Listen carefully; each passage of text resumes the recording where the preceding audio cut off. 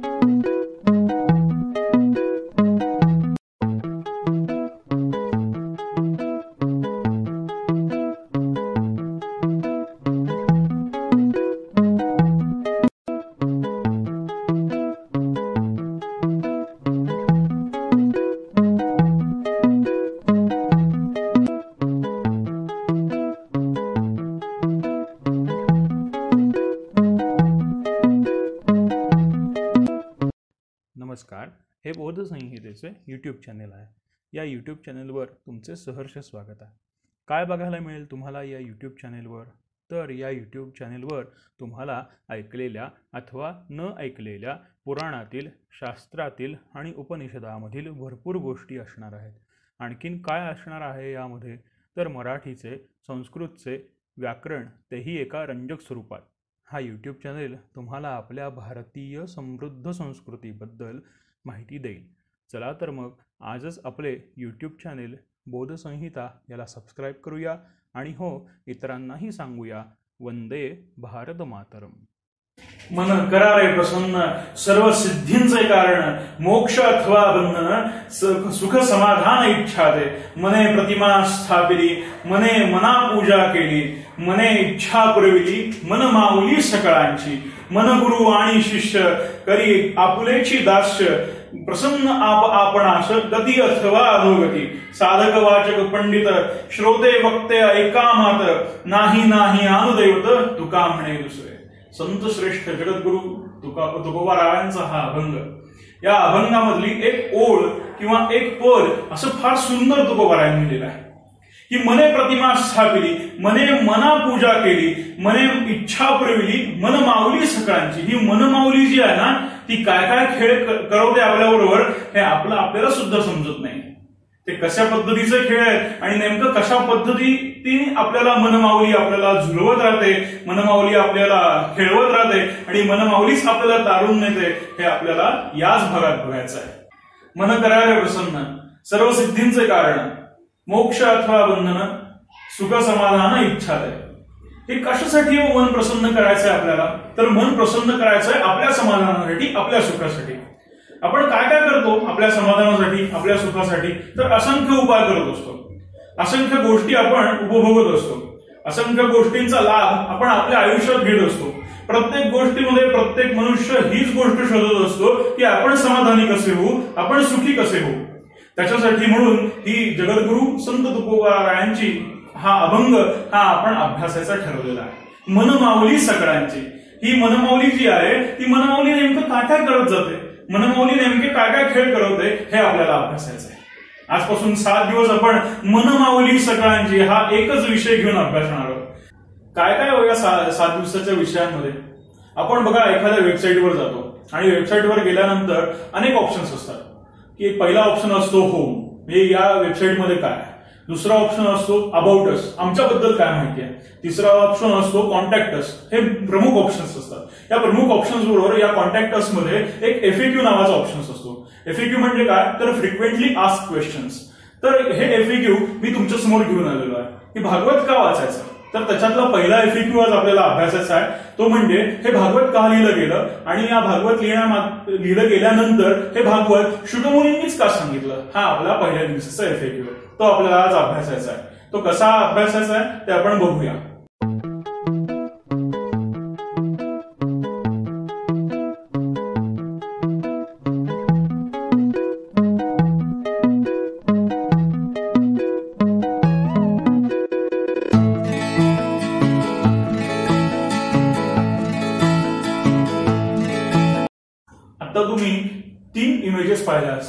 पहिली इमेज होती ती नारदांची, दुसरी इमेज होती ती व्यासांची आणि तिसरी इमेज होती ती शुकमुनींची.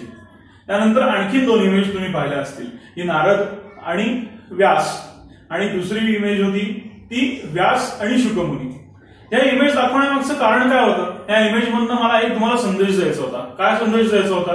की या भागवतामध्ये असंख्य प्रकारच्या जोड्या आहेत. आपण मुळात जोडीदार या शब्दाची व्याख्या बघूया. जोडीदार म्हणजे कोण? तर जोडीदार म्हणजे की जो आपल्या बरोबर असतो, जो आपल्या बरोबर राहतो आणि जो आपल्या मनातल्या सगळ्या गोष्टी ओळखू शकतो, याला जोडीदार म्हणतात.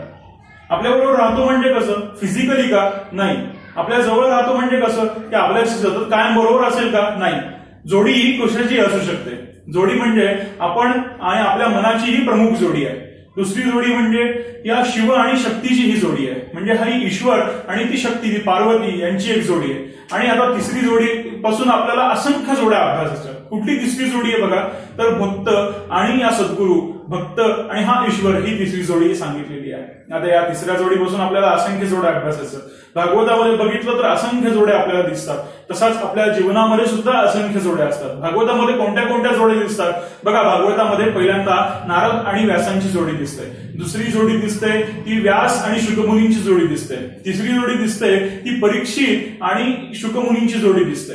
चौथी जोडी दिसते ती भगवंत आणि गोपींची जोडी दिसते. भगवंत आणि राधेची जोडी दिसते. भगवंत आणि यशोदेची जोडी दिसते. भगवंत आणि नंदाची जोडी दिसते. भगवंत अशा आणखी किती जोड्या आहेत बघा? भगवंताचं जर चरित्र दशमस्कंदापासून जर आपण अभ्यासाचं ठरवलं तर भगवंताच्या चरित्रामध्ये आपल्याला असंख्य जोड्या दिसतात. भगवंत जन्माला आला, तो देवकीच्या पोटी जन्माला आला, मग ती आई आणि मुलाची ती जोडी आहे. देवकीच्या पोटी भगवंताने जन्म घेण्याच्या अगोदर तिथे देवकी आणि वसुदेव अशी त्यांची जोडी आहे. मग या सगळ्या भागवताचा विचार करत असताना मला एक जोडी फार इंटरेस्टिंग सापडली. ती माझ्यासाठी होती. ती म्हणजे या कंसाची आणि या कृष्णाची जोडी. जोडी ही कशाची असू शकते? की जो आपल्या मनातलं जाणतो आणि जो आपल्या मनातली इच्छित गोष्ट पूर्ण करू शकतो, तो म्हणजे खरा जोडीदार. मग तो जोडीदार कोणी असू शकतो? तो आपला मित्र असू शकतो, ती आपली बायको असू शकते, तो आपला मुलगा असू शकतो, ती आपली मुलगी असू शकते, ती आपली बहीण असू शकते, आई असू शकते, वडील असू शकतात, काका असू शकते, काकू असू शकते. कोणीही. असंख्य नाती तुम्ही घ्या, असंख्य नाती आपल्या समोर निर्माण असतात. ती प्रत्येक नातं हे जोडीमध्ये विभागलं गेलेलं आहे आणि अशीच जोडी या भागवतामध्ये सांगितलेली आहे. आणि या जोडीचा पहिला जोडीदार आपल्या समोर येतो, तो म्हणजे व्यास आणि नारद. व्यास आणि नारदांची जी जोडी आहे, या जोडीनी हे भागवताची निर्मिती झालेली आहे. या जोडीमुळे या भागवताची निर्मिती झाली. कशी झाली बरं या जोडीमुळे भागवताची निर्मिती? व्यास जे आहेत ते व्यास हे असंतोषी झाले होते. का असंतोषी झाले होते? भागवत हे असंतोषातून निर्माण झालेलं एक महापुराण आहे आणि भागवत हे मूर्धन्य पुराण आहे. मूर्धन्य या शब्दाचा आपण आधी अर्थ बघूया. मूर्धन्य या शब्दाचा अर्थ होतो की सर्वात श्रेष्ठ. सर्वात श्रेष्ठ काय आहे? तर हे भागवत महापुराण आहे. याला महापुराण म्हणण्यामागची पण भूमिका पण तशीच आहे. या भागवत महापुराणाला अनेक प्रकारांनी, अनेक अंगांनी याला विभागलं गेलेलं आहे. मग त्याच्यात सर्ग आहेत, विसर्ग आहे, स्थान आहे, पोषण आहे, उती आहे, मनवंतर आहे आणि अशा असंख्य प्रकारच्या कथा आहेत. ह्या असंख्य प्रकारच्या कथा ज्याच्यामध्ये विभागल्या गेलेल्या असतात, ज्याच्यामध्ये एकत्रित आलेल्या असतात, अशा पुराणाला महापुराण असं म्हटलं जातं. याची व्याख्याच या भागवतामध्ये सांगितलेली आहे. आता आपल्याला नेमकं या भागवतामधून काय शिकायचं बघा. नेमकं या भागवतामधून आम्हाला शिकायचंय की भागवत का निर्माण झाले. भागवत असंतोषातून निर्माण झाले म्हणजे हे भागवत आम्हाला काहीतरी संदेश देतात.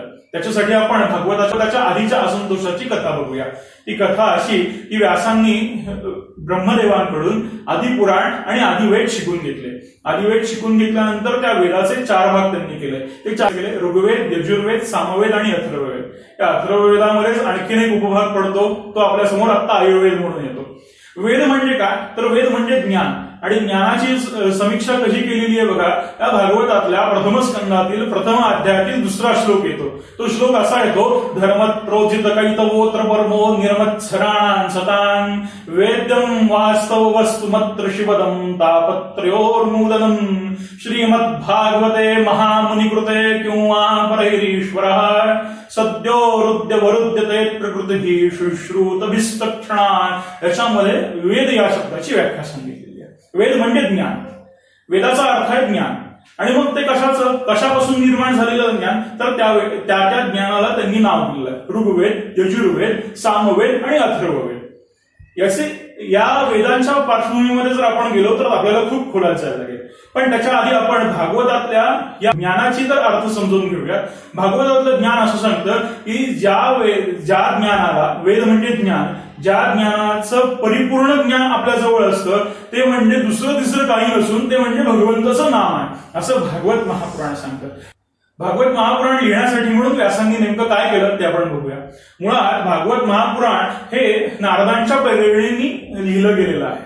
ते कसं लिहिलं गेलं तर या वेदव्यासांनी वेदाचे 4 भाग केले, आदिवेदाचे 4 भाग केले.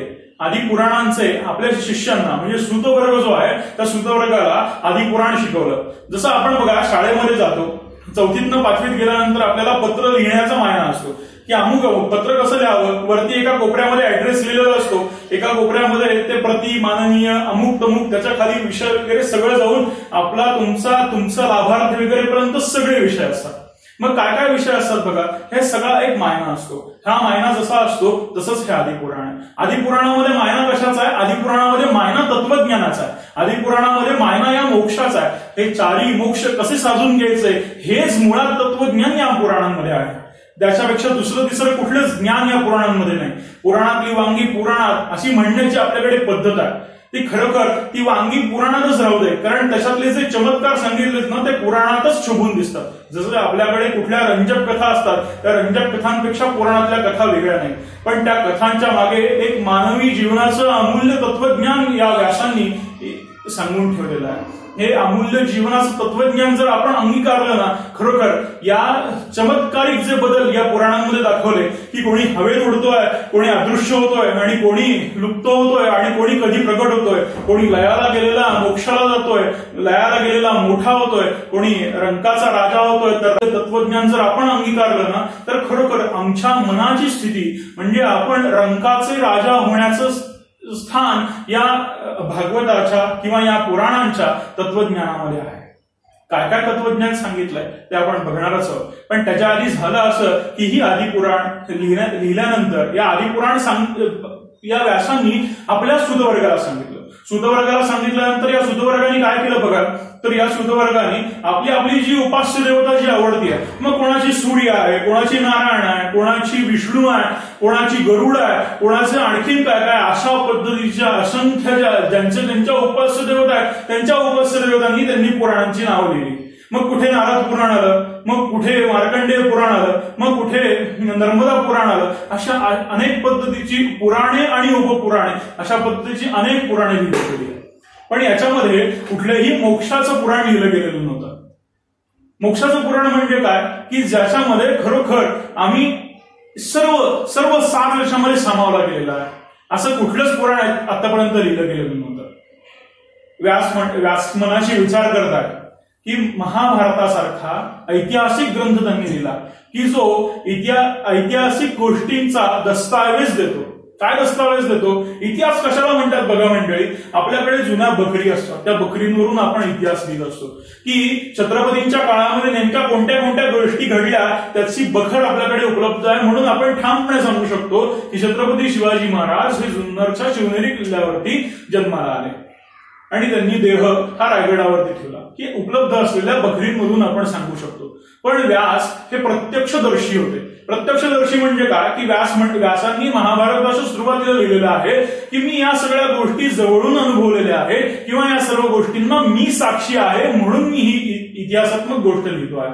इतिहास 2 पद्धतीने लिहिला जातो. एक इतिहास लिहिण्याची जी पद्धत आहे ती पद्धत म्हणजे प्रत्यक्षदर्शी असणे आणि दुसरी इतिहासाची पद्धत म्हणजे उपलब्ध असलेल्या दस्तावेजांच्या आधारे आपण इतिहास लिहिणे. तर त्याच्यातली पहिल्या पद्धतीमध्ये हा महाभारताचा इतिहास येतो, महाभारतासारखा ग्रंथ येतो. या महाभारतासारख्या ग्रंथामध्ये नेमकं काय वर्णन केलेलं आहे बघा, तर या महाभारतासारख्या ग्रंथामध्ये अनेक पर्व आहेत. त्याच्यामध्ये सभा पर्व आहे, आदी पर्व आहे, त्याच्यानंतर वानप्रस्थाश्रमाचं पर्व आहे, अनुशासन पर्व आहे.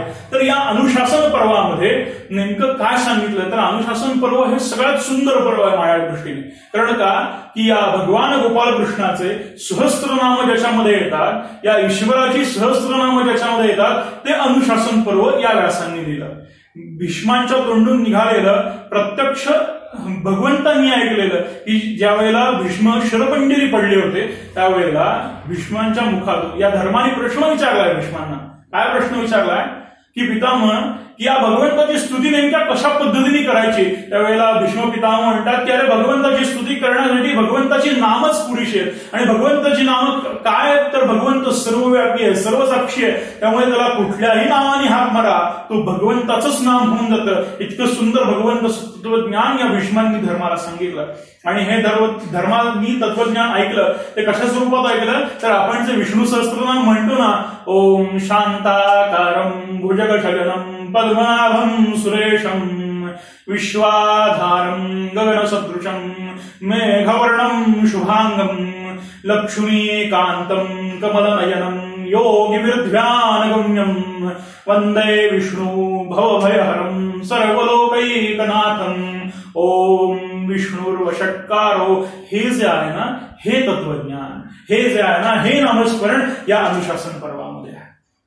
अनुशासन पर्वामध्ये की मनुष्याने कसं जगायला पाहिजे, मनुष्याने नेमकं काय वागायला पाहिजे हे सांगितलेलं आहे. हा विषय पुरे. पण नेमकं मला सांगायचं असं होतं की महाभारत या व्यासांनी लिहिलं. महाभारत या व्यासांनी लिहिल्यानंतर काय झालं बघा की त्यांच्या मनाशी हा प्रश्न आला. आता भागवतामध्ये अशा पद्धतीचा उल्लेख कुठे नाही, पण ज्या वेळेला मी भागवत वाचायला गेलो त्यावेळेला या भागवतातल्या बिटवीन द लाईन्स ज्या श्रीहरीच्या कृपेने दिसून आल्या ते म्हणजे काय की त्यावेळेला खरोखर म्हणजे असं वर्णन आहे भागवतामध्ये की हे सर्व लिहून झाल्यानंतर सुद्धा व्यासांना असंतोष होता.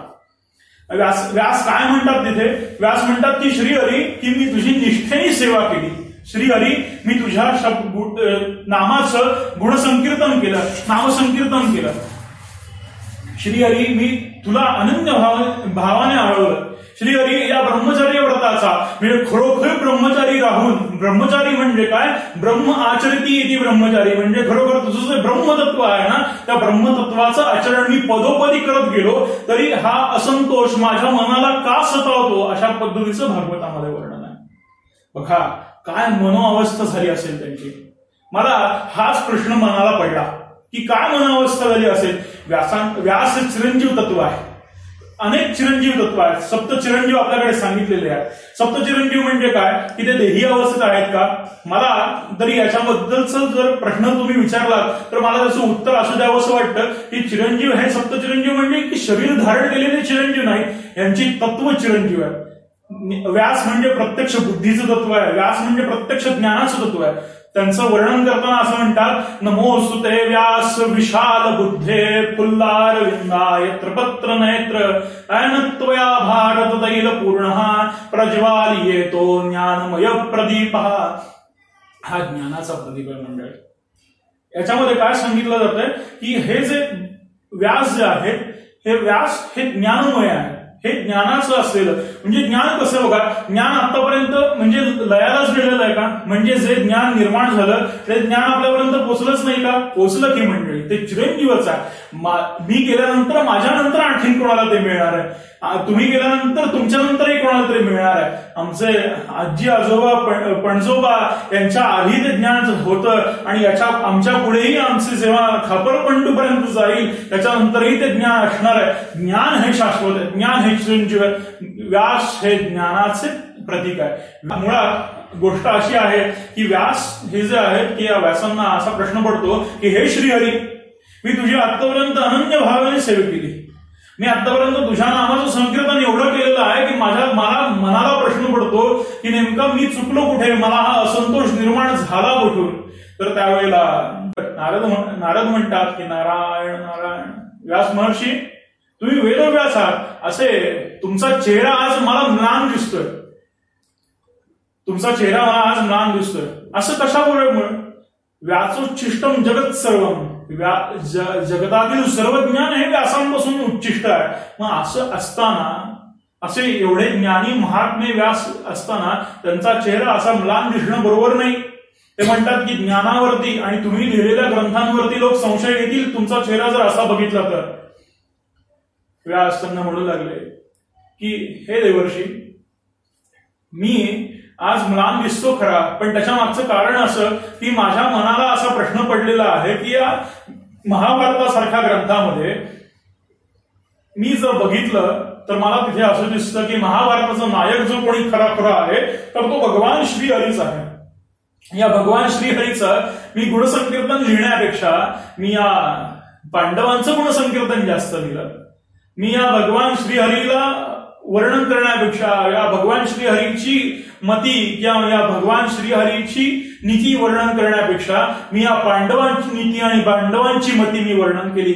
या कौरवांची नीती आणि कौरवांची मती मी वर्णन केली. मी फक्त नरसंहारच वर्णन केला. मी याच्यामधनं दुसरं तिसरं काही वर्णन करू शकलो नाही. खरोखर या श्रीहरीचं चरित्र मला माहिती असून सुद्धा या श्रीहरीच्या चरित्राबद्दल मी जाणत असून सुद्धा मला श्रीहरीचं चरित्र समजून मी लिहिलंच नाही. मी या श्रीहरीला समजूच शकलो नाही. अशा पद्धतीची एक खंत माझ्या मनाला, अशा पद्धतीचा एक असंतोष माझ्या मनाला लागून राहिलेला आहे. तर त्या असंतोषाबद्दल मी कसं या असंतोषातून बाहेर पडू, या असंतोषाबद्दल मी नेमका कशा विचाराने बाहेर पडू, या श्रीहरीचं नाम संकीर्तन सुद्धा तो थांबलेला आहे. एवढा असंतोष तो माझ्या मनामध्ये फोफावलेला आहे. त्याच्यावरती नारद म्हणतात की व्यास महर्षी, मी तुम्हाला एक गोष्ट सांगतो. कुठली गोष्ट? तरी या जगाच्या उत्पत्तीची गोष्ट सांगतो. ती काय गोष्ट आहे बघा. या जगाची उत्पत्ती होण्याच्या अगोदर नाद ब्रह्मस्वरूप, शब्द ब्रह्मस्वरूप ओंकार तत्वामध्ये हा परमात्मा विराजमान होता. त्याच्या उत्पत्तीच्या वेळेस त्यांनी चतुर्भुज स्वरूपामध्ये नारायण स्वरूप धारण केलं आणि या नारायण स्वरूपामध्ये नारायण त्यांच्या नाभी कमलामधून एक कमळ उत्पन्न झालं आणि त्या कमळामध्ये ब्रह्मदेवांची उत्पत्ती झाली. एकोहम बहुश्याम या तत्वाने ब्रह्मदेवाने ही सृष्टी निर्माण केली. म्हणजे जसं एकोहम बहुश्याम म्हणजे काय की एकापासून अनेक कल्पना कशी येत जाते पहा. एका कल्पनेतून अनेक कल्पना निर्माण होतात. मग त्या कल्पना नेमका काय असतात तर एका कल्पनेतून अनेक कल्पना. मग म्हणजे कसं की बघा विचार करा की मी आता कुठेतरी बाहेर चाललेलो आहे. आता लॉकडाऊनचा पिरियड आहे. तुम्ही घरामध्ये बसून विचार करा की मी माझ्या कामाला चाललोय. मग मी तिथे जाऊन काय करेन, मी आतापर्यंत काय करत होतो, मी आता माझं काम कशा पद्धतीचं असेल, हे अशा पद्धतीची कल्पना. ही कल्पना तुम्ही स्वतःच्या मनाशी लढवून पहा. आपण एका कल्पनेतून अनेक कल्पना निर्माण करतो. अशाच पद्धतीची ही कल्पनेतलं विश्व आहे ब्रह्मदेवाचं. म्हणून तर या सृष्टीला म्हणतात की अशाश्वत सृष्टी. कल्पना ही कधी शाश्वत असते का? कल्पना ही शाश्वत नसते. कल्पना जर सत्यात उतरवली तर आपल्या समोर व्यावहारिक दृष्ट्या ती शाश्वत होते. उदाहरणार्थ हा मोबाईल घ्या. या मोबाईलचं कधीतरी कोणीतरी कल्पना केली असेल ना या अशाच पद्धतीची की त्यामुळे तो निर्माण झाला. ही कल्पना जर सत्यात उतरलीच नसती तर आमच्या समोर हा मोबाईल आज आला असता का? आमच्या समोर हे आज माध्यम आलं असतं का? मी तुमच्याशी अशा पद्धतीने कधीतरी बोलू शकलो असतो का? ही कोणाची तरी कल्पनाच आहे ना. ही कल्पना आज सत्यात उतरलेली आहे. तशीच ही ब्रह्मदेवाची कल्पना आहे. ही कल्पना ज्या वेळेला सत्यात उतरली त्यावेळेला हे विश्व निर्माण झालं. म्हणजे कसं विश्व निर्माण झालं की या विश्वामध्ये हे विश्व 14 भुवनात्मक विश्व निर्माण झालं आणि त्याच्यामध्ये त्यावेळेला भगवंत म्हणतो की आता तू माझा देह निर्माण कर. कसा देह निर्माण करू तर सहस्त्र नामने पुरुष आहे. म्हणजे ज्याला सहस्त्र हात आहेत, सहस्त्र पाय आहेत, सहस्त्र डोकी आहेत, असा संपूर्ण जगाला व्यापून उरणारा, संपूर्ण विश्वाला व्यापून उरणारा असा देह तू माझा निर्माण कर. तर त्यावेळेला ब्रह्मदेवाने फार सुंदर असा श्रीहरीचा सुंदर असा देह निर्माण केला आणि सुंदर असा देह निर्माण केल्यानंतर या श्रीहरी म्हणतो की हे ब्रह्मदेवा मला तुला काही गोष्टी सांगायच्या, तुला अहंकार येऊ नये म्हणून. काय गोष्टी सांगायच्या? तर ब्रह्मदेव म्हणतो की श्रीहरी मला तुम्ही आज्ञा करा. मी तुमचा दास होण्यासाठी पात्र हो, हीच माझी तुमच्या चरणी इच्छा आहे म्हणतात. तर त्यावेळेला श्रीहरी म्हणतो की हे ब्रह्मदेवा इच्छा मला तुला सांगायचं असं, मला तुला सांगण्याची इच्छा अशी आहे की या सृष्टीचा कर्ता करविता जरी तू असलास तरी या सृष्टीचे काही अलिखित नियम आहेत. ते नियम तू ऐक. म्हणून त्यांनी 4 नियम त्यांना सांगितले. कुठले नियम सांगितले? पहिला नियम होता अहमेवा समेवाग्रे नान्यद्यत् सदसत् परम पश्चादहं यदेतश्च योग शिष्येत सोऽस्म्यहम्. या नियमामध्ये काय सांगितलंय बघा की अहम एवा समेवाग्रे, की ही सृष्टी जी आहे ही माझ्यापासून उत्पन्न झालेली आहे आणि ही सृष्टी जी आहे ती माझ्यामध्ये विलीन होणारी आहे. या सृष्टीमध्ये नेमकं कुठली गोष्ट आहे बघा.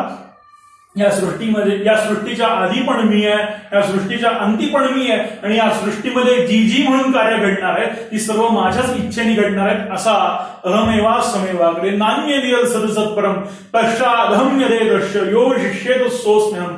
ऋतेर दुसरा श्लोक सांगितला. काय सांगितला? ऋतेर्थम प्रतीयेत न प्रतीयेत चात्मनी तत्विद्यात्मनो मायाम यथा भासो यथा तमः.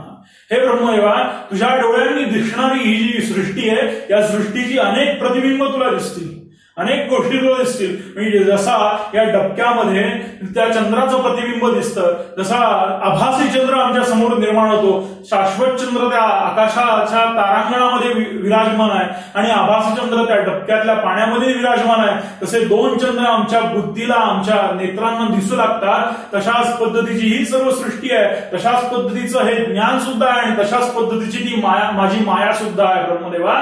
त्यामुळे माझ्या मायापासून सावध राहा. हा दुसरा नियम सांगितला. तिसरा नियम सांगितला. तिसरा नियम घेण्याच्या आधी आपण दोन नियमांची उजळणी करूया. अहमेवा समेवाग्रे नान्यतीत सदसत् परम पश्चादहम यदेतश्च यो शिष्येत सोस्म्यम ऋतेर्थम यत् प्रतीयेत न प्रतीयेत चात्मनि तद्विद्यादात्मनो मायाम यथा भासो यथा तमः यथा महन्ति भूतानि भूतेषु चावचेषु प्रविष्टान्य प्रविष्टानि तथा तेषु न तेषु.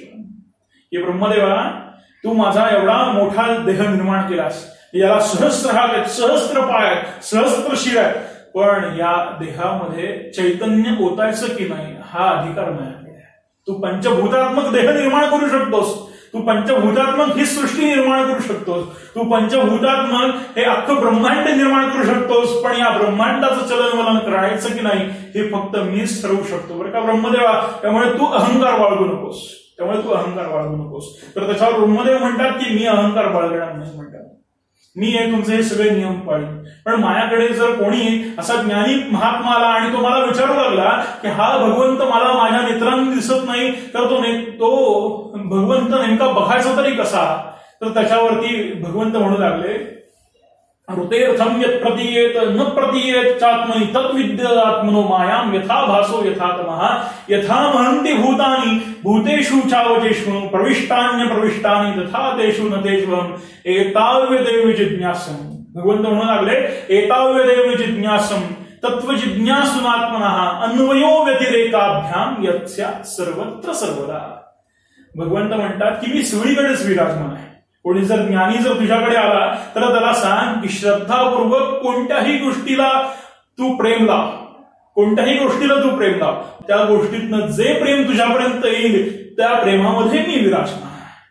या प्रल्हादाच्या गोष्टीमध्ये ही अशीच गोष्ट होते बघा. त्याचं तत्वज्ञान नेमकं काय, ते नेमकं कशासाठी सांगण्यात आलेलं आहे, ते नेमकं त्याचं कार्य कशा पद्धतीने चालू आहे बघा. मंडळी, अशा पद्धतीचं भागवत आपल्याला शिकायचं आहे. याच पद्धतीचं हे चतुश्लोक भगवंतांनी या ब्रह्मदेवाला सांगितलंय आणि या ब्रह्मदेवाला हे चतुश्लोक सांगितल्यानंतर नेमकं काय केलं बघा.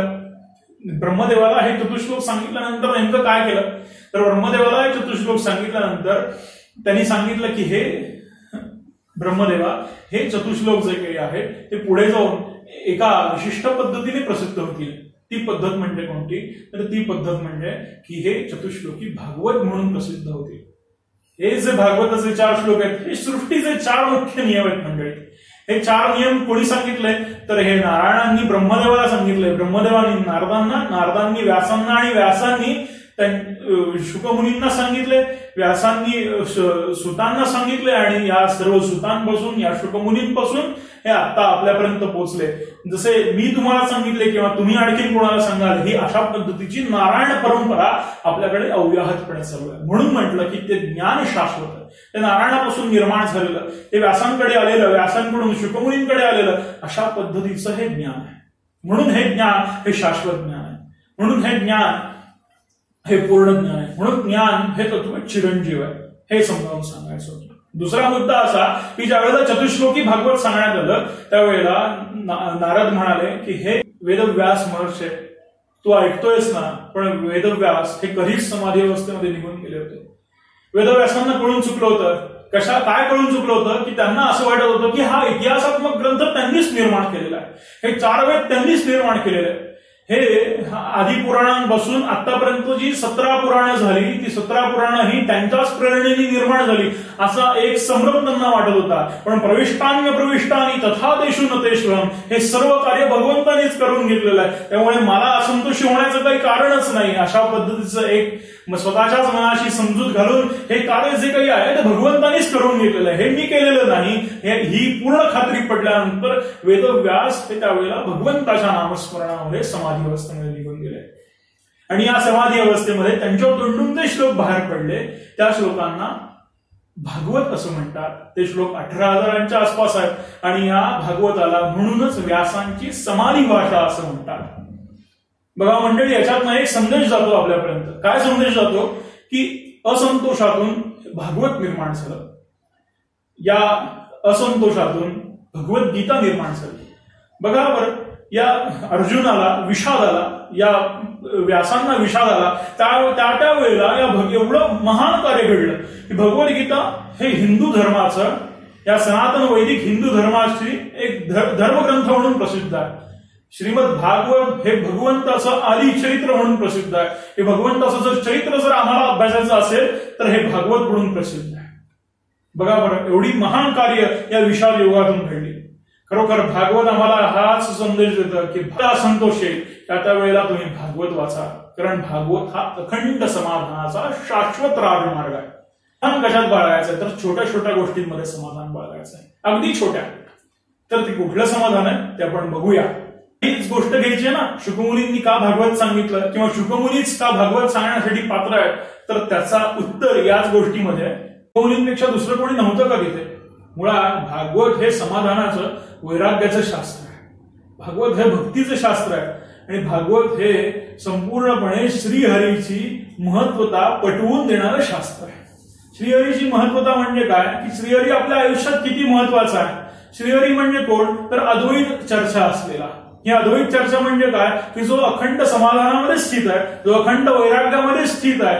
म्हणजे वैराग्यशाली शिवशंकरही तोच आहे आणि अखंड समाधान उपभोगणारा राजविलासी विष्णूही तोच आहे. अशा पद्धतीचा जो श्रीहरी आहे ना, तो श्रीहरीचं तत्वज्ञान, त्या श्रीहरीची कथा आपल्याला या भागवतामध्ये अभ्यासायची आहे. तर याच्या आधीचा या आपण मुद्दा हा होता की शुकमुनीच का, तर आपण त्याच्या आधीचा एक मुद्दा बघितला होता की या सगळ्यामध्ये, या सगळ्या चराचर विश्वामध्ये या सर्व गोष्टींवरती जो प्रेम करू शकतो तो काय करू शकतो? जो सर्व गोष्टींवरती प्रेम करू शकतो तो या भगवंताला सर्व ठिकाणी पाहू शकतो. भागवतामध्ये एक श्लोक येतो, तो प्रथम स्कंदातील द्वितीय अध्यायातील दुसरा श्लोक येतो. तो श्लोक काय येतो? यम प्रवर्गन्तमनुपेतमपेत कृत्यं द्वैपायनो विरह कातराजुहाव पुत्रे तन्मयतातरवोऽभिनेदु स्तं सर्वभूतहृदयं मुनिमानतोऽस्मि. काय या श्लोकामध्ये बघा, या श्लोकामधली सगळ्यात शेवटची ओळ आपण आधी अभ्यासूया. स्तं सर्वभूतहृदयं मुनिमानतोऽस्मि. जो सगळ्यांच्या हृदयामध्ये विराजमान आहे असे माझे सद्गुरू आहेत. आणि हा जो श्लोक आहे तो श्लोक कोणाबद्दल आहे? तर श्लोक शुकमुनींबद्दल आहे. काय श्लोक आहे की यम प्रवर्गन्तम अनुपेत कृत्यम, कुठल्याही बंधनामध्ये अडकू शकत नाही असे माझे सद्गुरू आहे. कुठल्याही बंधनामध्ये नाही. मग मुंजी बंधन आहे का? ते त्या बंधनामध्ये सुद्धा नाही. त्या माता पित्यांचं बंधन आहे का? त्या बंधनामध्ये सुद्धा नाही. कुठल्याही बंधनामध्ये न अडकलेला असा माझा सद्गुरू आहे. यम प्रवर्गन्तम अनुपेत कृत्यम द्वैपायनो विरह कातराजुहाव. द्वैपायन म्हणजे कोण? तर हे कृष्ण द्वैपायन, श्री भगवान वेदव्यास. या वेदव्यास काय करतायत की द्वैपायनो विरह कातर आजुहाव, ते विरहाने आपल्या पुत्राला अरे बाळा म्हणून हाका मारतायत. अरे बाळा म्हणून हाका मारतायत. आणि काय करतायत? द्वैपायनो विरह कातर आजुहाव पुत्रे तन्मयतातरवोऽभिनेदु. त्यांना ते जे पुत्राला हाक मारतायत त्यांचा पुत्र ज्या ठिकाणून चाललाय, ज्या ठिकाणून चालल्यानंतर तिथले वृक्षवल्ली सुद्धा त्या पुत्राच्या तेजामध्ये इतके वीण झालेले आहेत, त्या पुत्राच्या तेजामध्ये इतके प्रभावित झालेले आहेत की ते वृक्ष व्यासांना ओ देत आहेत. व्यासांना म्हणतात की ओ मीच तुझा पुत्र आहे म्हणतात. व्यासांना म्हणतात की मी तुझा पुत्र आहे. व्यास हे सगळा प्रकार बघून आश्चर्यचकित झाले. हे काय प्रकार आहे? तर स्तम सर्वभूत हृदयं मुनिमानतोऽस्मि. हे जे आहे हे यांच्या फक्त चालण्याने सगळ्यांची हृदय जिंकून घेतात असे आहे.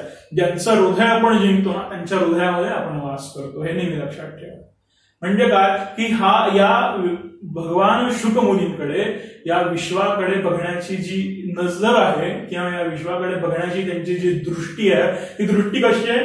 तर विश्वबंधुत्वाची जी दृष्टी आहे ती दृष्टी कशी आहे, तर ही पूर्णपणे प्रेममय दृष्टी आहे. सर्वांच्या ठिकाणी प्रेमाचीच दृष्टी आहे.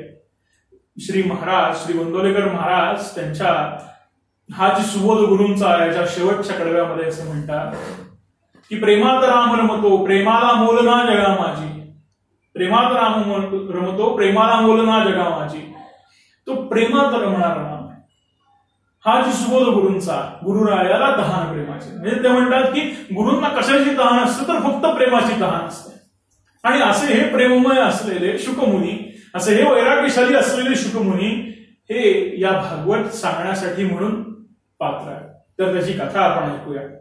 कथा फार आपल्याला ऐकायची नाही, पण या कथेतला भावार्थ, या कथेतला लक्षार्थ आपल्याला ऐकायचा आहे. कथा काय आहे ते, कथेची सुरुवात मूळतः कैलासापासून आहे. कैलासावरती एक दिवस नारद येतात. तिथे माता पार्वती कैलास झाडत असते.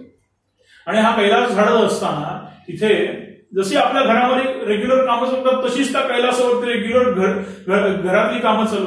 तिथे आल्यानंतर नारद विचारतात की हे माते की भगवान कुठे आहे. तर ती म्हणते की भगवंत हे आत्ता ध्यानावस्थेमध्ये आहेत. भगवंत हे आत्ता ध्यानावस्थेमध्ये आहेत. नारद विचारतात की कधी जागे होतील ध्यानावस्थेमधून. माता म्हणते माहित नाही.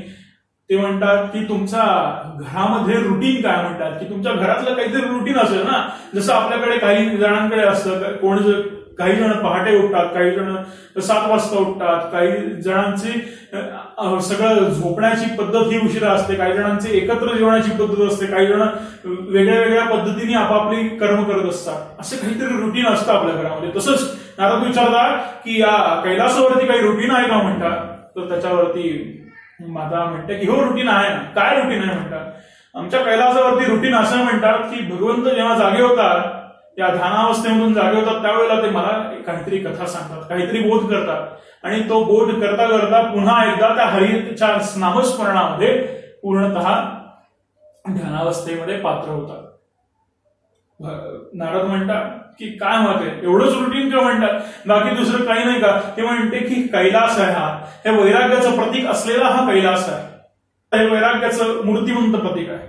नारद म्हणतात की माते तुमच्यापासून तुमच्या पतिराजांनी काहीतरी लपवलंय बघा. मी खरं तर तुम्हालाच भेटायला आलो होतो, पण आधी विचारावं म्हटलं की भगवंत जागे आहे, भगवंत ध्यानावस्थेमध्ये आहेत, भगवंत कैलासावरती आहेत नाही. ते म्हणाले की आता सांगायला काही हरकत नाही, ध्यानावस्थेतनं आराम येतील तेव्हा येतील, पण त्याच्या आधी मी तुम्हाला गोष्ट सांगतो म्हणाले. गोष्ट अशी की त्यांच्या गळ्यामध्ये रुंडशुंड माळा आहे. तुम्ही बघितली आहे का माते. म्हणतात हो बघितली की. ते म्हणतात की माते एवढं एक काम करा, तुमचे पती तुमच्यावरती किती प्रेम करतात हे जर तुम्हाला बघायचं असेल तर तुम्ही रुंडशुंड माळा ही कोणाची एवढं फक्त विचारा. त्यांनी जर सहज उत्तर दिलं तर माते समजून घ्या की त्यांचं तुमच्यावर खरोखर प्रेम आहे. सहज उत्तर दिलं नाही तर मात्र कुठेतरी गडबड आहे. माते नारायण नारायण म्हणून नारद महर्षी जे आहे, नारद देवर्षी जे आहेत, ते निघून गेले अशी ही नारदांची भूमिका. आता नारदांनी येऊन तिथे एक कळ मारलेलीच आहे, तिथे एक पिन मारलेलीच आहे. आता मनुष्याचा स्थायी स्वभाव या कथेमध्ये वर्णन केला आहे. काय की कोणी सांगितल्यानंतर आपल्या मनामध्ये चक्र सुरू होतात, विचार चक्र सुरू होतात. तशाच पद्धतीची ही पार्वती मातेच्या मनामध्ये विचार चक्र सुरू झालेली आहे. आणि पार्वती मातेच्या मनामध्ये ही जेव्हा विचार चक्र सुरू झाली त्यावेळेला तिने भगवंतांना विचारलं. काय विचारलं भगवंतांना. भगवंतांना विचारलं जागृत अवस्थेमध्ये आल्यानंतर की भगवंता मला आज कथा ऐकायची. ते म्हणतात की अगं पार्वती एवढ्या लवकर, रोज आपल्याकडे सगळी विचारपूस होते, आलेल्या भक्तगणांची चौकशी होते, त्याच्यानंतर आपण कथा. ते म्हणाले की ते आज बाजूला राहू दे. म्हणाले आज पहिल्यांदा मला कथा सांगा. ठीक आहे म्हणाले, सांगतो म्हणाले. कुठली कथा ऐकायची तुला. रामाची कथा ऐकायची. सांगतो म्हणाले. नाही म्हणाले. मग कोणती कथा ऐकायची. विष्णूंची ऐकायची. नाही म्हणाले. कुठलं पुराण सांगू म्हणाले तुला. सांग ते पुराण तुला सांगतो. नाही म्हणाले कुठलंही पुराण मला ऐकायचं नाही, मला फक्त एक कथा ऐकायची. कुठली कथा ऐकायची म्हणाले की तुमच्या गळ्यामध्ये असलेल्या या रुंडशुंड माळा कोणाच्या तेवढं फक्त मला सांगा, बस माझ्या मनाचं समाधान. भगवंत जबाबदार. भगवंत म्हणतात की तुझ्या मनामध्ये आज हा प्रश्न कुठून आला. भगवान शंकर भोळे जरूर आहेत पण तेवढे विचारी शुद्ध आहेत. भगवान असंच कोणाला काही वर देत नाही. भगवान कुठल्याही गोष्टींनी असंच काही सांगत नाही. भगवंत विचारतात की तुला हे सांगितलं कोणी ते मला आधी सांग. पार्वती माता म्हणते की तुम्हाला सरळ सांगायचं नाही म्हणून मला सांगा ना. तुम्ही त्याला फाटे फोडताय. तुम्हाला जर सरळ सांगायचं असतं, तुमचं माझ्यावर जर खरोखर प्रेम असतं तर तुम्ही मला लगेच सांगून टाकलं असतं. तर भावनिक आव्हान झालंय. इथे मात्र भगवान शंकर भोळे दाखवले त्या कथेमध्ये. आणि भगवंत काय म्हणतात? भगवंत म्हणतात ठीक आहे मी तुला सांगतो, पण मला आता मी सांगतो हे तुला कबूल केलेलं आहे. आता मला फक्त त्याच्या आधी एवढं सांग की तुझ्या मनामध्ये हा प्रश्न कोणी उत्पन्न केला. तर त्याच्यावरती घडलेली हरकत सांगते. आणि भगवंत मनातून हसतात. पण भगवंत म्हणतात की पार्वती तुला गोष्ट एक सांगायची अशी की ही जी रुंड मायाची जी कथा आहे ती कथा ऐकल्यानंतर कदाचित तुझं मन विचलित होऊ शकतं. ती म्हणते का अशी काय आहे तुझ्या कथेमध्ये? ते म्हणतात की आग्रह आहेच तुझं तर मी तुला सांगायचं कबूल केलेलं आहे. पण आता ऐक. ते म्हणतात की रुंड माळा ज्या आहेत ह्या जेवढ्या कवट्यांच्या माळा आहेत, हे जेवढ्या कवट्या आहेत तेवढे तुझे जन्म आहेत म्हणाले. प्रत्येक ज्या जन्माच्या वेळी जी कवटी मला मिळाली ती प्रत्येक कवटी मी माझ्या गळ्यामध्ये धारण केलेली आहे. तुझंच प्रतीक आहे. तुझ्या प्रेमाखातर मी गळ्यात धारण केलेली आहे. ते म्हणतात म्हणजे माझं आतापर्यंत इतके जन्म झाले आणि तुमचे?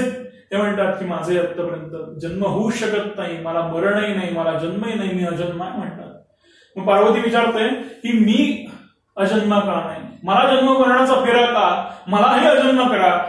मला तुम्ही आतापर्यंत अजन्म का केलं नाही? तर भगवंत म्हणतात की इतके जन्म तू माझ्याबरोबर राहिलीस, इतके जन्म तुझ्या मनामध्ये एकच इच्छा होती की मी तुझा पती म्हणून यावं, तू माझी पत्नी म्हणून यावी. तुझ्या मनामध्ये ही इच्छा नव्हती की तू मोक्षाला जावं. तुझ्या मनातली प्रत्येक जन्मातली इच्छा मी पूर्ण केली. पण तुझ्या याच्यामध्ये कधीही तू मोक्षाला जावीस, कधीही तू अजन्म व्हावीस अशी तुझ्या मनामध्ये इच्छाच नव्हती. म्हणून मी तुला आतापर्यंत कधी काही सांगितलं नाही, आतापर्यंत तुझा कधी उद्धार केला नाही. तुझी इच्छा फक्त मी पुरवत राहिलो. तू प्रत्येक वेळेस हीच इच्छा मागत राहिलीस की प्रत्येक जन्मी मला हाच पती मिळू दे. तू हे नाही सांगितलंस की कुठल्याही जन्म असू दे, या एका जन्मामध्ये या भगवंता बरोबर माझा विवाह झाला आहे ना, तो शाश्वतपणे मी त्यांच्यामध्येच विलीन होऊ दे हे तू आतापर्यंत मागितलं नाहीस. म्हणून मी तुला मोक्षाला दिलं. पण तू आता विचारलंस तर आता तुला सांगायला काही हरकत नाही.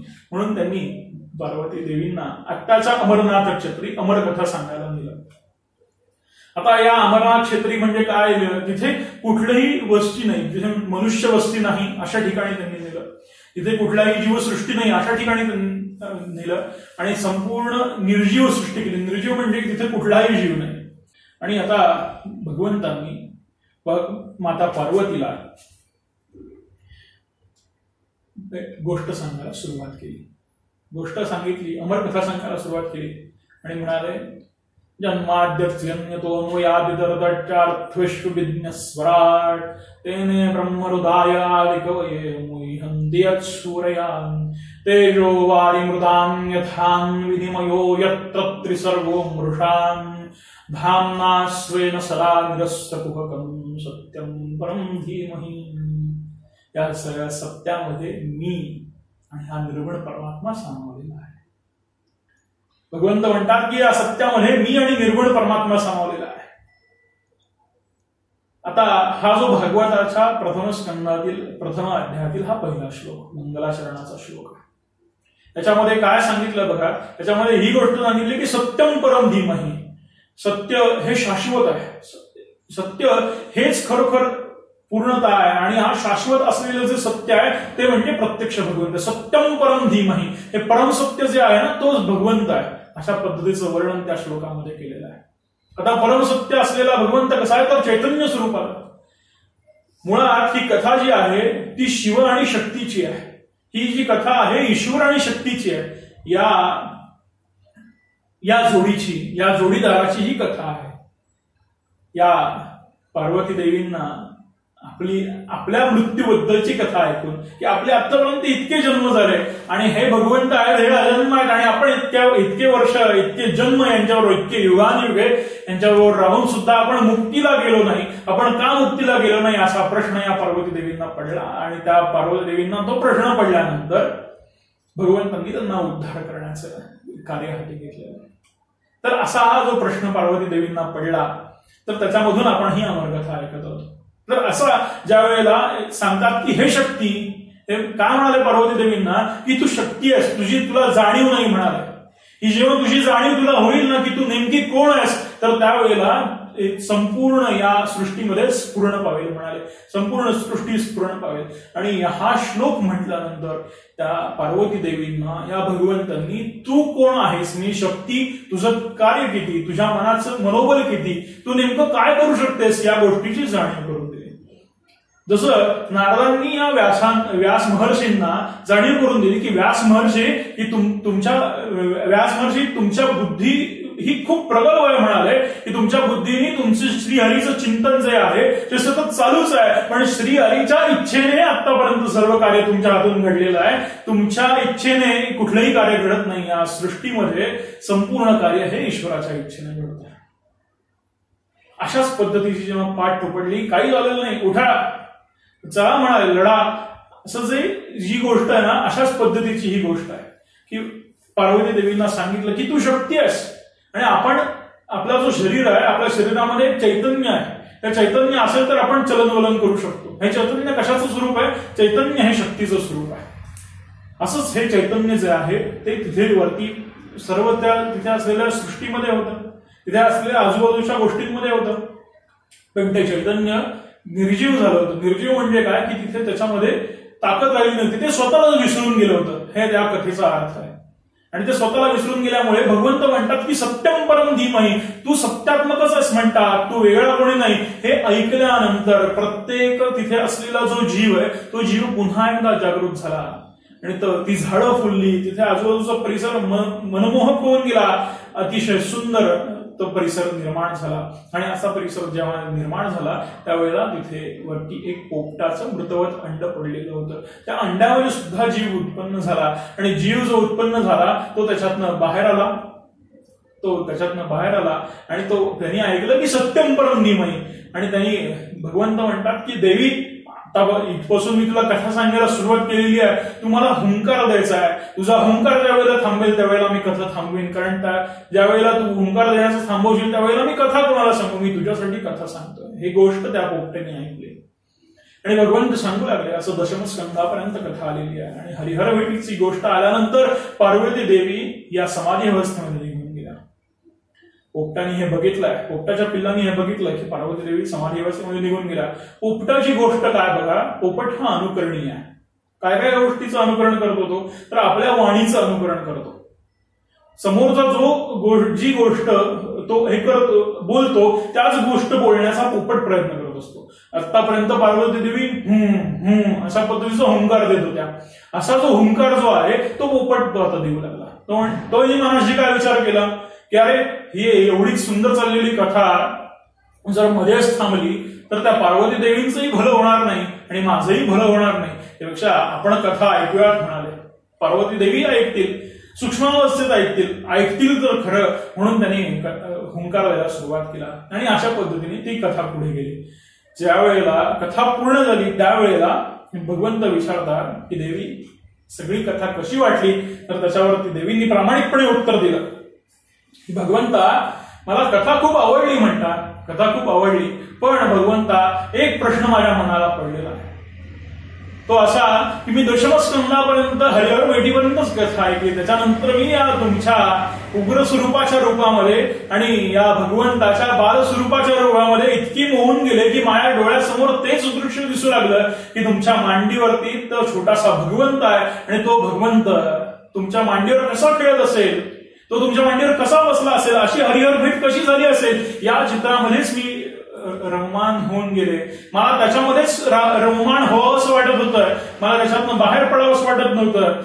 तरी मी कथा पूर्ण ऐकली नाही तरी मी अमर होईन का, तरी मी पूर्णत्वाला जाईन का, असा प्रश्न पार्वती देवींनी विचारल्यानंतर तिकडे भगवंतांना आश्चर्य वाटलं की मग हुंकार कोण देत होतं, तू जर समाधी अवस्थेमध्ये होतीस तर हुंकार कोण देत होतं.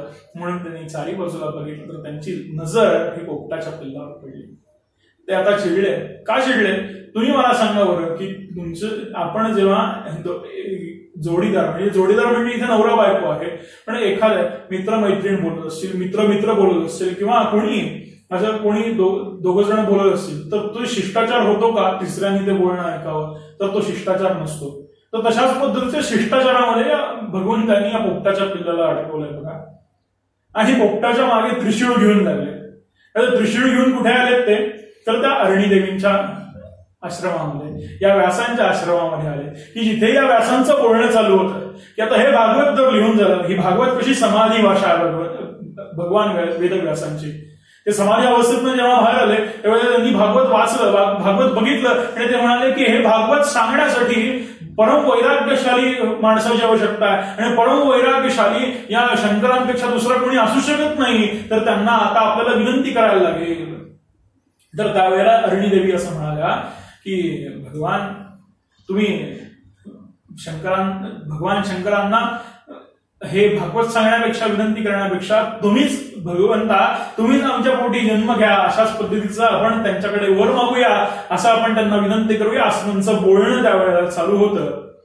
आणि हे बोलणं चालू असताना हे बोलणं ज्यावेळेला जेव्हा झालं त्यावेळेला इकडे ही गोष्ट, त्याच्या आधी ही गोष्ट घडली होती.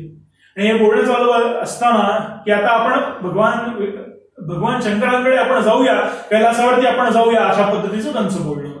आणि असं बोलणं ज्या वेळेला त्यांचं चालू होतं त्यावेळेला नेमके ते पोपटाचं पिल्लू त्या अरणी देवीच्या उदरी असलेल्या पदरामध्ये येऊन पडलं.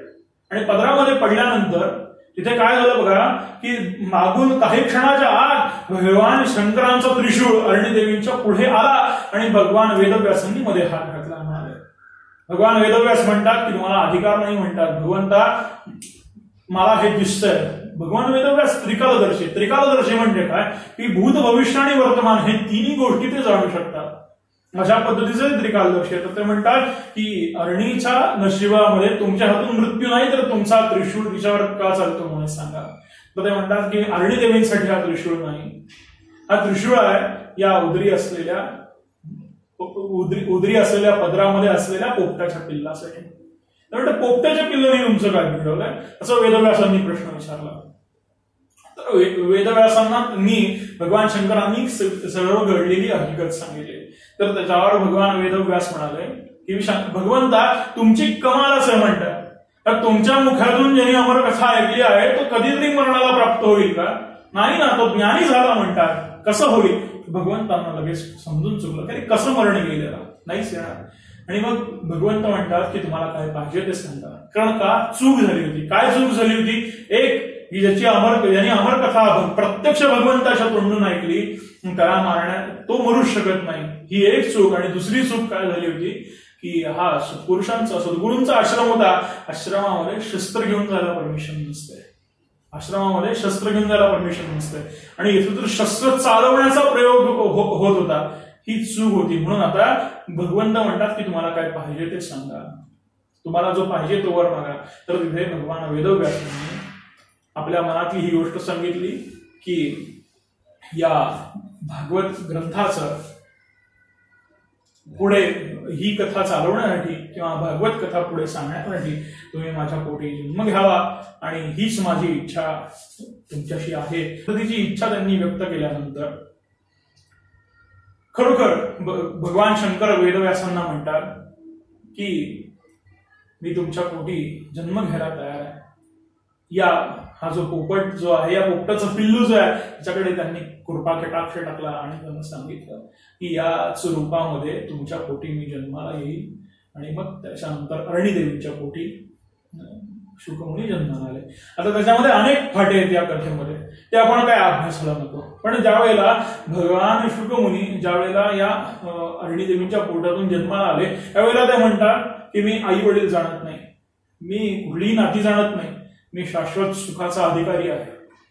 आता ज्याच्यासाठी म्हणून हा भगवान शंकरांचा जो अवतार आहे शुक अवतार, तो कशासाठी आहे बघा, तो कशासाठी आहे तर या भगवंताचं गुणवर्णन करण्यासाठी. आता ही भगवान शंकरांची जी अवस्था, शुकमुनींची जी अवस्था आहे ती शुकमुनींची अवस्था कशी आहे तर शुकमुनींची अवस्था करुणाष्टकातल्या श्लोकासारखी आहे. ठीक आहे, कोणता श्लोक तो करुणाष्टकांमधला? ते दिवस गणित मोठी प्राण ठेवून कंठी अवचट मज भेटी होत घाली न मिठी. ही अशा पद्धतीची अवस्था आहे. आणि अशी अवस्था घेऊन ते म्हणतात की मी हा निघालो म्हणून. आणि त्यांच्या मागे हे वेदव्यास जात आहेत आणि ते त्यांना हाका मारतात. तर तिथे आता वृक्ष त्यांना आव देत आहेत. तर त्यांना कळून चुकला की याला परत जर आणायचं असेल तर काहीतरी उपाय केला पाहिजे. म्हणून त्यांनी आपल्या सुतवर्गाला सांगितलं की जा, त्यांना परत घेऊन या म्हणाले, परत घेऊन या. तर त्याच्यासाठी काय, तर ते म्हणाले की तुम्ही त्यांना सांगा, तुम्ही त्यांना समजावून सांगा आणि परत घेऊन या. आता सुतवर्गावरती ही मोठी जबाबदारी पडली. पण सुतवर्ग हा तेवढ्याच तयारीचा होता. ते गंगा किनारी किंवा एका नदीच्या टाकी बसलेलं असलं आपण समजूया. शुकमुनी एका नदीच्या टाकी बसले होते आणि त्या नदीला विचारतात की हे भगवती, हे पवित्र गंगे, हे भगवती गंगे, की तू या देवलोकातून उत्पन्न झालीस, या भगवंतापासून तू उत्पन्न झालेली आहेस. या भगवंताचं रूप कसं आहे हे तुम्हाला सांगशील का, असा प्रश्न ज्या वेळेला विचारला त्यावेळेला मागून हा सुतवर्ग एका झाडाच्या आडून ही गोष्ट ऐकतोय. आणि ही गोष्ट ऐकल्यानंतर काय म्हणतात, हे म्हणाले की अरे काय विचारला प्रश्न, म्हणाले हे भगवंताचं रूप कसं आहे. तर त्यांच्या डोळ्यासमोर भागवतातला लगेच श्लोक आला. तो श्लोक त्यांनी लगेच जसा श्लोक त्यांच्या सुतवर्गाच्या समोर आला तो जसं त्यांनी म्हणून दाखवला. तो श्लोक असा होता, बरहा पीडम नटवर वपुः कर्णयो कर्णिकारम बिभ्रद्वासं गणकपीशं वैजयन्तीं क्षमालां रन्ध्रान् वेणोरधरसुधया पूरयन् गोपवृन्दैः वृंदारण्यं स्वपदरमणं प्राविशद गीत कीर्ती. भगवंताचं एवढं सुंदर रूप आहे का. बर्हापीडम, हे मोरपीस घातलेला, गळ्यामध्ये वैजंती माळा घातलेला, असा सुंदर पितांबर नेसलेला भगवंत ज्या वेळेला ज्या भूमीवरून चालतो, ज्या वृंदावनातून चालतो, तशा प्रत्येक पावला गणित त्याची कीर्ती त्याच्या मागे पळत असते. इतका सुंदर भगवंत आहे का. मग हा भगवंत माझ्यासारख्या जड जीवाला उद्धरून नेईल का, मला त्याच्या भेटीची खूप आस लागलेली आहे. अशा पद्धतीचा प्रश्न त्यांनी पुन्हा एकदा गंगा नदीला विचारल्यानंतर तिथून मागून ते म्हणतात, अरे हा प्रश्न विचारला, सुतवर्ग मनाशी विचार करतो, हा प्रश्न, त्या प्रश्नाचं उत्तर सुद्धा भागवतात सांगितलेलं आहे. काय सांगितलंय उत्तर, अहो बकेयं स्तनकालकूटं जिघासया पादयदप्यसाध्वी लेभे गतिं धातृच्युतान्ततोऽन्यं कौवा दयालु शरणं व्रजेम. इतकं सुंदर उत्तर या भागवतामध्ये सांगितलेलं आहे बघा. काय उत्तर आहे की काळकूट नावाचं विष जिने स्वतःच्या स्तनामध्ये भरलं आणि ते विषारी स्तन तिने भगवंताला पाजले, केवळ भगवंताला मारण्यासाठी म्हणून. पण भगवंतानी तिला उद्धरून नेलं. का उद्धरून नेलं की तिने मातृत्वाच्या संधीने, मातृत्वाच्या मायेने भगवंताला दूध प्राशन केलं होतं, विषारी दूध प्राशन केलं होतं. म्हणून भगवंत म्हणतात की माझी आई, माझ्या आई ही अधोगतीला कशी जाईल, जिने माझ्या आईचा अधिकार स्वीकारलेला आहे, जिने माझ्या मातृत्वाचा अधिकार स्वीकारलेला आहे, ती उत्तम गतीला गेलीच पाहिजे. म्हणून तिला अच्युत नावाची गती भगवंताने दिली. असा हे सुंदर 2 श्लोक या सुतवर्गाने म्हटल्यानंतर हे भगवान शुकमुनीचे आहेत. ते शुकमुनी तिथे आजूबाजूला बघू लागले. ते म्हणतात की हे माझे भगवते, तुझ्याच कृपेने कोणीतरी मला या प्रश्नाचं उत्तर बघता बघता त्यांची नजर या सुतवर्गावर पडली. आणि सुतवर्गावर पडल्यानंतर त्यांनी सांगितलं की तुम्ही हे जे श्लोक म्हणालात ते मला शिकवाल का म्हणतात. हे कुठे तुम्ही शिकलात, कोणत्या ग्रंथामध्ये ही गोष्ट लिहिलेली आहे, कुठे ही गोष्ट लिहिलेली आहे. तर त्या वेळेला तिथे सुतवर्ग म्हणतो की हे आम्हाला फारसं, हे आम्हाला शिकवण्याचा हा फारसा अधिकार नाही, पण ही गोष्ट ज्यांनी लिहिली ते तुम्हाला नक्कीच शिकवू शकते, नक्की शिकवू शकते. चला म्हणाले, आम्ही तुम्हाला दाखवतो. असं म्हणून हे दोघं जे आहे, दोघं शुकमुनींना घेऊन गेले, श्राम्यप्राश नावाच्या आश्रमामध्ये घेऊन आले. आणि समोर बघतात तर हेच आपली माता आणि हेच आपले वडील आपल्या समोर परत तोंड फिरून मागे चालले. तर मागे चालल्यानंतर म्हणतात, सुतवर्ग म्हणतो की हे शुकदेवा मागे जाऊ नका, हेच खरोखर यांनाच ही गोष्ट माहिती आहे, हेच तुम्हाला सांगू शकतील. आणि त्याच्यानंतर भगवान वेदव्यासांनी केवळ 18 तासामध्ये हे भागवत महापुराण या शुकमुनींना समजावून सांगितलं. अशी कथा आहे. त्याच्यासाठी शुकमुनींची निवड, तो परम वैराग्याची निवड. आता ही कथा झाली. आपला प्रश्न असा आहे की या शुकमुनींचीच का निवड करण्यात आली. तर आता बघा, पोपटाची काही वैशिष्ट्ये असतात. पोपटाची काय वैशिष्ट्य असतात? तो पिकलेला पेरू खातो, तो पिकलेली मिरची खातो आणि तो भिजवलेली डाळ खातो. हे आपल्याकडे साधारण. आणि त्याचं हे जे कसं आहे तो अनुकरणीय असतो. तो काय करतो तर अनुकरण करतो. कशाचं अनुकरण करतो तर वाणीचं अनुकरण करतो. तर याच्यामध्ये कुठली गोष्ट दिसते तर याच्यामध्ये ही गोष्ट दिसते की भगवान वेदव्यासांनी जे भागवत महापुराण जे सांगितलं त्या भागवत महापुराणाचं अनुकरण आपल्या वाणीमध्ये शुकमुनींनी केलं. दुसरी गोष्ट अशी, जे पेरू जे आहे ते पेरू कशाचं प्रतीक आहे तर पिकलेला पेरू किंवा पिकलेलं फळ हे पोपट खात असतो. त्याला डोसा मारला की ते फळ परिपक्व आहे किंवा ते त्या झाडावरची फळं ही सगळी चांगली आहेत किंवा सगळी पिकलेली आहेत ही या पद्धतीची माहिती इथे असलेल्या त्या शेतकऱ्याला मिळते आणि या निसर्ग नियमानुसार ही फळं काढली जातात. असंच पद्धती आंब्याच्या मध्ये बघा की पाड लागला आंब्याला, याचं हे ओळखायचं कसं तर पोपट येऊन त्याला चोच लावतो. म्हणजे काय, ते पोपट फक्त पिकलेल्या फळाला चोच लावतो. हे पिकलेलं फळ, ही पिकलेली मिरची हे कशाचं प्रतीक आहे तर हे परिपक्वतेचं प्रतीक आहे. हे कशाचं प्रतीक आहे तर हे जिस्टचं प्रतीक आहे. एखाद्या गोष्टीचं जिस्ट म्हणतो ना आपण की सत्व, फक्त सत्व खायला आवडतं या पोपटाला. ही जी डाळ आहे ती डाळ कशी, ते डाळ परिपक्व आहे. एखाद्या धान्यापासून जर डाळ काढायची म्हटली तर जमिनीमध्ये डाळ लावली आणि त्याची झाड आली, झाडालाच डाळ लागली अशी गोष्ट होत नाही. त्याचं कोवळं बीज असतं, त्या कोवळ्या बीजातून ही परिपक्व डाळ निर्माण होते. आणि ती डाळ कशी तर ती भिजवलेली डाळ आहे, परिपक्व डाळ आहे. आणि अशी ही परिपक्व डाळ जी आहे तो पोपट ते खात असतो. हे त्याचं अन्न आहे. जिस्ट खाणं हे पोपटाचं अन्न आहे. आणि हे जे जिस्ट आहे तर सगळ्या या ज्ञानामधलं, या पुराणांमधलं जर जिस्ट काय असेल तर पुराणांमधलं सर्वोत्तम पुराण हे भागवत महापुराण आहे. म्हणून दिवस गणित बोटी प्राण ठेवणी कंठी अवचट मज भेटी होत घाली न मिठी, ही अवस्था जशी आहे जो या भगवंताच्या नामाचं सतत अनुकरण करू शकतो आणि या भगवंताच्या शाश्वत ज्ञानाचं जिस्ट जो खाऊन पचवून इतरांना सांगू शकतो, असे हे शुकमुनी आहेत. म्हणून यांची निवड या भागवत सांगण्यासाठी केली. मला वाटतं की आजच्या दिवसाचे दोन्ही विषय पूर्ण झालेले आहेत.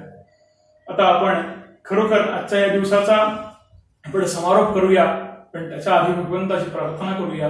मी न मागे धनसंपत्ती, मज न लगे वैकुंठ प्राप्ती, तुझ्या भक्तांची संगती घडो मज सर्वथा. कोट्यान कोटी जन्म घेईन, करीन तुझे पादसेवन, अवतार लीला मुखाने गायन, ऐसे दै सर्वथा. सदा सर्वदा योग तुझा घडावा, तुझे कारणी देह माझा पडावा. उपेक्षू नको गुणवंतांता, रघुनायका मागणे हेची आता. जानकी जीवनस्मरण जय जय राम. श्री अनंत कोटी ब्रह्मांड नायक प्रतिपालक राजाधिराज सिंहासनाधीश्वर योगेश्वर द्वारकाधीश वृंदावन स्थित बाके बिहारी लाल की जय.